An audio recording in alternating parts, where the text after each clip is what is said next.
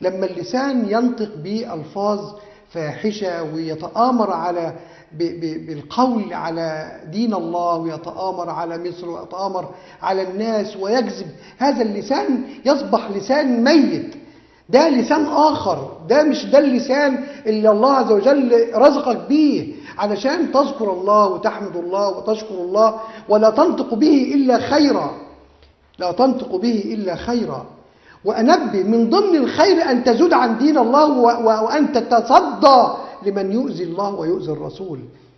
يعني الأمر ده واحد يقول لي طب ما أنت بتشتمهم، أنا لازم أشتمهم.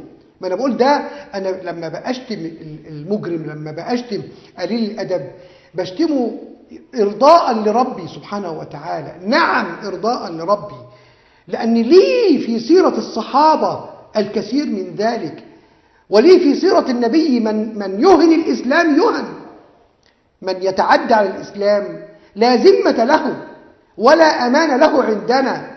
اللي يتعدى على دين الله. أما الذي يسالم، الذي لا يتعدى علينا، اللي ما يؤذيش مصر، اللي ما يطلعش بمظاهرات علشان يصنع فتنة ويعمل طائفية في البلد، اللي يأجر النساء ويأجر الرجالة عشان يخرجهم، اللي يستنفر مشاعر فاسدة علشان يقوموا بأعمال فاسدة، كل دول ماتت فيهم النخوة، مات فيهم الصدق، مات فيهم الحب لمصر، مات.